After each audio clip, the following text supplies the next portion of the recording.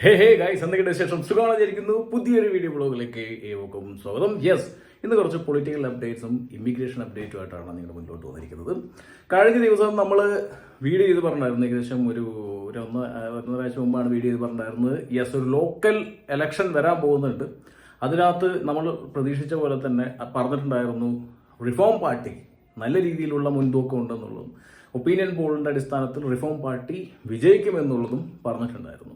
എന്നാൽ ഇത് election result വന്നിരിക്കുമെന്ന് നമ്മളധികം ഞെട്ടിച്ചിരിക്കുകയാണ്. Guys, ആദ്യമായിട്ട് ചാനൽ ഇൻഫോർമേറ്റീവ് ആയിട്ട് സബ്സ്ക്രൈബ് ചെയ്യുന്ന നോട്ടിഫിക്കേഷൻ എനേബിൾ ചെയ്യുക, ഷെയർ ചെയ്യുക. സ്വാഗതം പുതിയ വീഡിയോയിലേക്ക്. ഒരു അപ്ഡേറ്റും നിങ്ങൾ മിസ്സാവില്ല.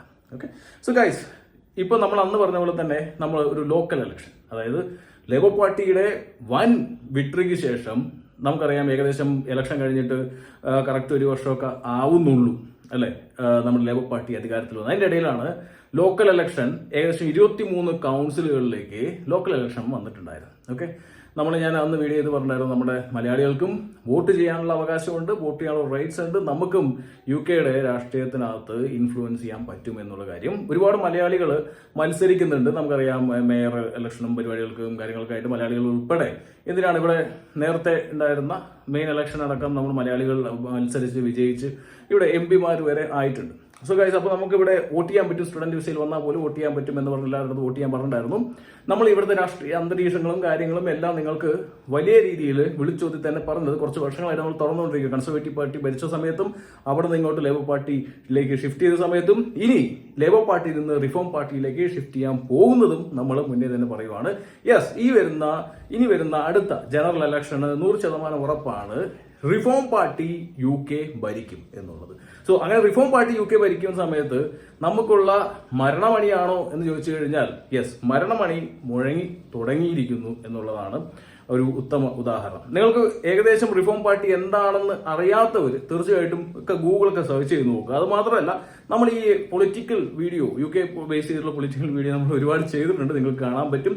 റിഫോം പാർട്ടി എന്ന് വെച്ച് കഴിഞ്ഞാൽ ഒരു റൈറ്റ് വിങ് പാർട്ടിയാണ്. അതായത് പലരും വിശേഷിക്കുന്ന പോലെ ഹാർഡ് റൈറ്റ് വിങ് ഇല്ലെങ്കിൽ ഫാർ റൈറ്റ് വിങ് എന്നൊക്കെ വിശേഷിപ്പിക്കാൻ പറ്റുന്ന ഒരു തീവ്ര നിലപാടുള്ള പാർട്ടിയാണ്. അതായത് ഇല്ലീഗൽ ഇമിഗ്രേഷനെ കുറിച്ചും ഇല്ലീഗൽ മൈഗ്രേഷനെ കുറിച്ചും വളരെ വ്യക്തതയോടുകൂടിയുള്ള സ്പഷ്ടമായ രീതിയിലേക്ക് വിളിച്ചോതുന്ന ഒരു പാർട്ടിയാണ് റിഫോം പാർട്ടി.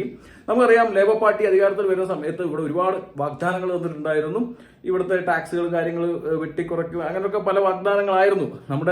നമ്മുടെ ഋഷി സുനക് ഇതൊന്നും നടക്കാൻ പോകുന്നില്ലേ എന്ന് മുന്നേ വിളിച്ചു പറഞ്ഞപ്പോൾ ഞാൻ അന്ന് വീഡിയോ ചെയ്തത് നടക്കാൻ പോകുന്നില്ല, അവർ വന്നു കഴിഞ്ഞാൽ വീണ്ടും ടാക്സ് ഉയർത്തും, നിയമങ്ങൾ കടുപ്പിക്കും എന്നുള്ളത് ഞാൻ മുന്നേ പറഞ്ഞിട്ടുണ്ടായിരുന്നു. യെസ്, ഇനി ലേബർ പാർട്ടിക്ക് ഏകദേശം കൊണ്ട് കളം വ്യക്തമായിരിക്കുന്നു. ആരുടെ ബോളിലാണ് ഇപ്പോൾ കോർട്ട്, ആരുടെ കോർട്ടിലാണ് ഇപ്പോൾ ബോൾ എന്നുള്ള കാര്യമടക്കം വളരെ വ്യക്തമായിട്ട് തന്നെ ലേബർ പാർട്ടിക്ക് മനസ്സിലായിരിക്കുന്നു. സോ അതുകൊണ്ട് തന്നെ ഇനി അവർക്ക് എന്തെങ്കിലും ഇനി കാണിക്കണമെന്നുണ്ടെങ്കിൽ തീർച്ചയായിട്ടും ഇമിഗ്രേഷൻ നിയമങ്ങൾ കൊണ്ടുവന്നേ പറ്റും. സോ അതിനു മുമ്പ് തന്നെ നമുക്ക് ഇലക്ഷൻ റിസൾട്ടിലേക്ക് കൊണ്ടുപോകാം. അതായത് ഇപ്പോൾ സകല ന്യൂസുകളിലേക്ക് എടുത്തു നോക്കി കഴിഞ്ഞു കഴിഞ്ഞാൽ Farage destroys Tories in local UK election. Tories, not only Tories, ലേബേഴ്സിനെയും ഡിസ്ട്രോയ് ചെയ്തിട്ടുണ്ട് ഫറാജ്. സോറി. സോ ഈ നമുക്കറിയാം ഇവിടുത്തെ ലേബർ പാർട്ടി വലിയ ലാൻഡ് സ്ലൈഡ് വിക്ടറി നേടി വന്ന പാർട്ടി ഒരു വർഷം തികയുന്നതിന് മുമ്പ് തന്നെ അടിപതറിയിരിക്കുന്നതിന് കാരണം ഇല്ലീഗൽ ഇമിഗ്രേഷൻ തന്നെയാണ്. ബോട്ടുകളിലൂടെ കുതിച്ചു കയറി UK-യിലേക്ക് കയറി വരുന്ന ഇല്ലീഗൽ ഇമിഗ്രൻസിനെ ഇവിടെ പിടിച്ച് നിർത്തുന്നതും ഇല്ലെങ്കിൽ അവിടെ വന്നു കഴിഞ്ഞാൽ അവർ അസൈലം അപ്ലൈ ചെയ്യാനുള്ള പരിപാടികളും കാര്യങ്ങളൊക്കെ നമ്മൾ ഒരുക്കി കൊടുക്കുന്നതൊക്കെ തന്നെയാണ് കൺസർവേറ്റീവ് പാർട്ടിയും ലേബർ പാർട്ടിയും അടിവേരിളക്കിയത്. ലേബർ പാർട്ടി ഇതിനെല്ലാം സ്റ്റോപ്പ് ചെയ്യുമെന്ന് പറഞ്ഞിട്ടുണ്ടെങ്കിലും ഇതുവരെ സ്റ്റോപ്പ് ചെയ്യാനായിട്ട് സാധിച്ചിട്ടില്ല. ഇല്ലീഗൽ ഇമിഗ്രേഷനെ ഡീപ്പോർട്ട് ചെയ്യുന്ന കേസിൽ കൺസർവേറ്റീവ് പാർട്ടി അപേക്ഷിച്ച് ലേബർ പാർട്ടി കുറച്ച് മുൻപന്തിയിൽ നിൽക്കും. 10-24,000 ആൾക്കാരെ ഡീപ്പോർട്ട് ചെയ്തു. അപ്പോൾ ഇതൊന്നും ജനങ്ങൾക്ക് ഇപ്പൊ കാണിച്ച ഈ പരിപാടികളൊന്നും പോരാ എന്നതിന് ഉത്തമ ഉദാഹരണമാണ്. അതുമാത്രമല്ല, ഇവിടെ കാണിക്കുന്ന അല്ലെങ്കിൽ ഇവിടെ കണ്ടുകൊണ്ടിരിക്കുന്ന ചില കാര്യങ്ങൾ ഇവിടുത്തെ ജനങ്ങൾക്ക് താല്പര്യമില്ല എന്ന് ഉത്തമ ഉദാഹരണം. ഞാൻ പലപ്പോഴും ഈ വീഡിയോ ചെയ്യുന്ന സമയത്ത് ചില മലയാളികൾ തന്നെ കമന്റ് ചെയ്യും, ഈ റിഫോം പാർട്ടിയിലേക്ക് ആരൊക്കെയാണ് വോട്ട് ചെയ്യുന്നത്? റിഫോം പാർട്ടിയിൽ നിന്ന് ഒരാളെ വോട്ട് ചെയ്യാൻ പോകുന്നില്ലേ? റിഫോം പാർട്ടി ഇവിടെ ജയിക്കില്ലടേ. കഴിഞ്ഞ ദിവസം വീഡിയോ ചെയ്തപ്പോൾ താഴത്ത് കമന്റ് വന്നിട്ടും എന്റെ കൂടെ വർക്ക് ചെയ്യുന്ന ഇംഗ്ലീഷുകാർക്ക് പോലും റിഫോം പാർട്ടി എന്താന്ന് പോലും അറിഞ്ഞുകൂടാ എന്ന് ചോദിക്കുന്നവർക്ക് കണ്ണ് മിഴിച്ച് നോക്കിക്കോ. റിഫോം പാർട്ടി വളർന്നിരിക്കുന്നു, ചിന്തിക്കുന്നതിനും അപ്പുറം. 23 കൗൺസിലിലേക്ക് മത്സരിച്ചിട്ട് ഏകദേശം 10 കൗൺസിലോളം റിഫോം പാർട്ടി തൂത്തുവാരി. ബാക്കി ഒരു കുറച്ച് കൗൺസിലുകൾ എന്താണെന്ന് വെച്ച് കഴിഞ്ഞാൽ ലിബറൽ ഡെമോക്രാറ്റ്സും എടുത്തുകൊണ്ട് പോയി. പിന്നെ 10 ഉണ്ടായിരുന്നത് ഒരു 10 കുറച്ചെണ്ണം ആർക്കും മുൻതൂക്കമില്ലാതെ പോയി. ഓക്കെ, ഇത് വെറും തുടക്കമാണ്. റിഫോം പാർട്ടി ആദ്യം ഒന്നുമില്ലാത്ത പാർട്ടി കഴിഞ്ഞ ഇലക്ഷൻ, ജനറൽ ഇലക്ഷന് വലിയൊരു മൂവ്മെന്റ് ഉണ്ടാക്കി. അതിന്റെ പിന്തുടർച്ചയായിട്ട് ഈ ലോക്കൽ ഇലക്ഷന് അത് വളരെ സ്പഷ്ടമാവുന്ന രീതിക്ക് സീറ്റുകൾ പിടിച്ച് എടുത്തു മാറ്റി. മേയർ കാൻഡിഡേറ്റ്സ് എല്ലാം വിജയിച്ച് കയറി അവരുടെ. സോ ഇതൊരു വലിയൊരു സൂചനയാണ് ഇനി UK നടക്കാൻ പോകുന്നതിനെ കുറിച്ച്. അതായത് സ്ട്രിക്റ്റ് ആയിട്ടുള്ള immigration, legal and illegal immigration strict ആവും റിഫോം പാർട്ടി വന്നു കഴിഞ്ഞാൽ. ഞാൻ മരണമടി മുടങ്ങി തുടങ്ങിയോ എന്ന് ചോദിച്ചതിൽ തീർച്ചയായിട്ടും ഇവരുടെ ഓരോ പരിപാടികൾ ഇല്ലെങ്കിൽ ഓരോ ഇമിഗ്രേഷനെ കുറിച്ചുള്ള ചിന്ത, നെറ്റ് സീറോ ഇമിഗ്രേഷൻ എന്ന് പറയുന്ന ചിന്ത, അതായത് കുറച്ച് നാളത്തേക്ക് ഇമിഗ്രേഷൻ ഫുള്ളായി സ്റ്റോപ്പ് ചെയ്ത് വെക്കുക, നിർബന്ധമായി സ്റ്റോപ്പ് ചെയ്ത് വെക്കുക എന്നുള്ള കാര്യങ്ങളും. അത് മാത്രമല്ല മറ്റൊരു അവരുടെ പ്രപ്പോസൽ ആണെന്ന് വെച്ച് കഴിഞ്ഞാൽ യെസ്, ഇവർക്ക് സ്കിൽഡ് വർക്കേഴ്സിന് ആവശ്യമാണ്, പക്ഷേ ഇവർക്ക് ആർക്കും PR-ഉം സിറ്റിസൺഷിപ്പും കൊടുക്കേണ്ടതായിട്ടില്ല. മറ്റു രാജ്യങ്ങൾ ചെയ്യുന്ന പോലെ തന്നെ ഇവർ വേണമെങ്കിൽ വന്ന് വർക്ക് ചെയ്തിട്ട് പോട്ടെ എന്നുള്ളതാണ്. പിന്നെ നമുക്ക് ഓൾറെഡി ഇപ്പോൾ ലേബർ പാർട്ടി ഇപ്പോൾ ഓൾറെഡി യൂറോപ്പുമായിട്ട് കൈ കോർത്തിട്ട് യൂറോപ്പിലുള്ള യങ്സ്റ്റേഴ്സിനെ ഇങ്ങോട്ട് കൊണ്ടുവരാനുള്ള പദ്ധതികൾ തുടങ്ങി എന്നുള്ളത് ഞാൻ കഴിഞ്ഞ വീഡിയോക്കകത്ത് പറഞ്ഞിട്ടുണ്ടായിരുന്നു.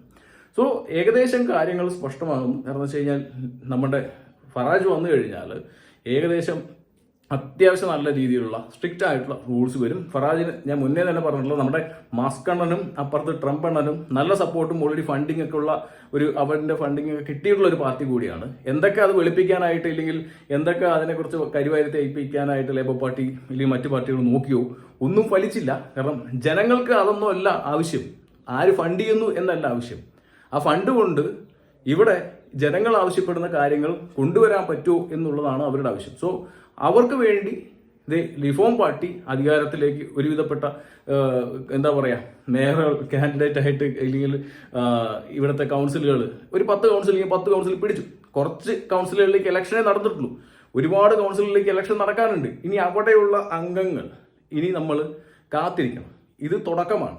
ഓക്കെ, ഈ തുടക്കം ഇനി വരുന്ന സമയങ്ങളിൽ നമുക്കറിയാം. ഇപ്പോൾ എന്താ പറയുക, പുതിയ സ്ഥലങ്ങൾ പിടിച്ചെടുത്തുകൊണ്ടിരിക്കുന്നു.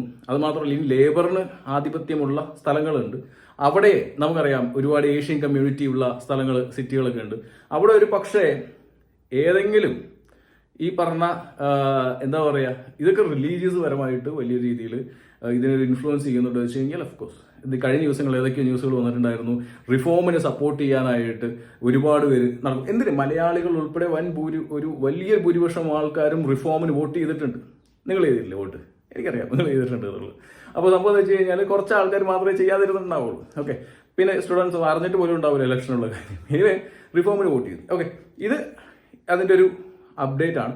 മറ്റൊരു അപ്ഡേറ്റ് എന്തെന്ന് വെച്ച് കഴിഞ്ഞാൽ ഏകദേശം റിഫോം 10 കൗൺസിലുകളും 677 സീറ്റുകളും പിടിച്ചെടുത്തിട്ടുണ്ട്. ലിബറൽ ഡെമോക്രാറ്റ്സും നല്ല രീതിയിലുള്ള തൂക്കം അവർക്ക് കിട്ടിയിട്ടുണ്ട്. അതുപോലെ തന്നെ കൺസർവേറ്റീവ് പാടെ അടിഞ്ഞു പോയിരിക്കുന്നു. ലേബർ പാർട്ടി വീണ്ടും അടിഞ്ഞ് തരിപ്പണം ആയിരിക്കുന്നു എന്നുള്ളതാണ് പൊളിറ്റിക്സൽ അപ്ഡേറ്റ് വന്നിരിക്കുന്നത്. പിന്നെ അത് മാത്രമല്ല ഇപ്പോൾ മറ്റ് ന്യൂസുകൾ വരുന്നത് വെച്ച് കഴിഞ്ഞാൽ ഫിനാൻഷ്യൽ ടൈംസും കാര്യങ്ങളൊക്കെ റിപ്പോർട്ട് ചെയ്തനുസരിച്ചിട്ട് നമ്മുടെ ക്രിസ്റ്റാമർ ലേബർ ഗവൺമെൻറ് ഇനി മുന്നോട്ട് പോകണമെന്നുണ്ടെങ്കിൽ ഈ ഒരു കാര്യം ചെയ്തേ പറ്റൂ. അതായത് സ്ട്രിക്റ്റ് ആയിട്ടുള്ള ഇമിഗ്രേഷൻ നിയമങ്ങൾ കൊണ്ടുവന്നേ പറ്റൂ. ഇല്ലെങ്കിൽ ലേബർ പാർട്ടി അടിത്തൊട്ടാതെ തന്നെ അടുത്ത ഇലക്ഷന് പരാജയപ്പെടും. അതുമാത്രമല്ല ഈ പറഞ്ഞ റിഫോം പാർട്ടിയെ സ്റ്റോപ്പ് ചെയ്യണമെന്നുണ്ടെങ്കിൽ, വളർച്ച സ്റ്റോപ്പ് ചെയ്യണമെന്നുണ്ടെങ്കിൽ, ഇപ്പോൾ ഉള്ള ജനങ്ങളുടെ പിന്തുണ ആകർഷിക്കണമെന്നുണ്ടെങ്കിൽ ഈ നുഴഞ്ഞു കയറി കപ്പൽ വഴി നീന്തി കയറി ഇല്ലീഗലായിട്ട് ഇങ്ങോട്ട് കയറി വരുന്ന ഏവരെയും തുടച്ചു നീക്കേണ്ടതായിട്ടുണ്ട്. ഒരു ദാക്ഷിണ്യമില്ലാതെ തന്നെ അസൈലത്തിന് എല്ലാവരെയും പിടിച്ച് പുറത്താക്കേണ്ടതായിട്ടുള്ളൊരു സാഹചര്യം ഉണ്ട്. അവർക്ക് ഇനി ജയിക്കുക, അതായത് ജീവൻ മരണം പോരാട്ടം എന്നൊക്കെ പറയില്ലേ, അതേ ഒരു സിറ്റുവേഷനാണ് അവരുടെ ഇപ്പോഴത്തെ സാഹചര്യം. അപ്പോൾ അത് മാത്രമല്ല കുറേ കാര്യങ്ങൾ ഇനിയും ചെയ്യേണ്ടതായിരിക്കുന്നു. എന്തായാലും നമ്മൾ ആ പുതിയ നിയമമാറ്റങ്ങൾക്ക് വേണ്ടി കാത്തിരിക്കുകയാണ്. കാരണം എന്ന് വെച്ച് കഴിഞ്ഞാൽ അത് എന്തായാലും ഈ ഈസ്റ്ററിന് ശേഷം വരും എന്നുള്ള രീതിയിലായിരുന്നു പറഞ്ഞത്. ഇപ്പോൾ വരുന്ന അപ്ഡേറ്റുകൾ ഇത് പറഞ്ഞാൽ ഇലക്ഷന് ശേഷം എന്നുള്ള രീതിയിലായിരുന്നു. ഇലക്ഷന് ശേഷം കഴിഞ്ഞു. ഇനി അടുത്ത കാര്യങ്ങൾ ഇനി മൈഗ്രേഷൻ്റെ കേസുകളും അപ്ഡേറ്റുകളും ആയിരിക്കും ഇനി വരാൻ പോകുന്നത്. എനിവേ നമ്മൾ കാതോർത്തിരിക്കുന്നുണ്ട്. സോ പലരും ചോദിച്ചായിരുന്നു ഈസ്റ്ററിന് ശേഷം അപ്ഡേറ്റ് വരും എന്ന് പറഞ്ഞിട്ട് എന്തുകൊണ്ട് വന്നില്ല എന്നുള്ളത്. ഇലക്ഷൻ ആയിരുന്നു കാരണം. ഇലക്ഷൻ കഴിഞ്ഞ് ഏകദേശം സിറ്റുവേഷൻ എങ്ങനെയുണ്ടെന്ന് മനസ്സിലാക്കിയ ശേഷം ഒരു നിയമമാറ്റം കൊണ്ടുവരിക എന്നുള്ളതായിരിക്കാം നമ്മുടെ അണ്ണൻ്റെ ഇപ്പോഴത്തെ ഒരു പ്ലാന്. ഓക്കെ, അപ്പോൾ അങ്ങനെ ഒരു ഇമിഗ്രേഷൻ അപ്ഡേറ്റ് കിടക്കുന്നുണ്ട്. ഈ കാണുന്ന പോലെ ഫിനാൻഷ്യൽ ടൈംസിൻ്റെയും മറ്റ് ന്യൂസുകളും ഇതേ സാഹചര്യത്തിൽ ഹാർഡായിട്ടുള്ള ഇമിഗ്രേഷൻ നിയമങ്ങൾ കൊണ്ടുവന്നേ പറ്റൂ, legal and illegal immigration. So guys, വരുന്ന സമയങ്ങൾ നമ്മൾ എക്സ്പെക്റ്റ് ചെയ്യുന്നുണ്ട്. എനിവേ നമ്മൾ കണ്ണും കാതും കൂർപ്പിച്ചിരിക്കുക. കാരണം എന്ന് വെച്ച് കഴിഞ്ഞാൽ ഈ വരുന്ന പൊളിറ്റിക്കൽ മാറ്റങ്ങൾ ഉൾപ്പെടെ ഈ ഇങ്ങോട്ട് കയറി വരുന്ന എന്നെയും നിന്നെയും പോലുള്ള ഒരുപാട് പേരെ അത് എഫക്റ്റ് ചെയ്യും എന്നുള്ളത് കൊണ്ട് തന്നെയാണ്. അത് മാത്രമല്ല, ഈ വരുന്ന പാർട്ടികളുടെ അജണ്ടകൾ ഞാൻ ലേബർ പാർട്ടി അധികാരത്തിൽ വരുന്നതിന് മുമ്പ് തന്നെ നിങ്ങൾക്ക് ഞാൻ വാൺ ചെയ്ത് ഇല്ലെങ്കിൽ പറഞ്ഞിട്ടുണ്ടായിരുന്നു. അതേപോലെ തന്നെ റിഫോം പാർട്ടി നമ്മൾ വിജയിപ്പിച്ചില്ലെങ്കിലും ഇനി ഇവിടെയുള്ള ജനങ്ങൾ വിജയിപ്പിക്കാനായിട്ട് പോകും. കാരണം അതാണ് ഇപ്പോഴത്തെ സിറ്റുവേഷൻ. സോ ഗൈസ്, പുതിയ അപ്ഡേറ്റ്സിനായിട്ട് കാത്തിരിക്കുക, ഫോളോ ചെയ്യുക. കാണാം. ബൈ.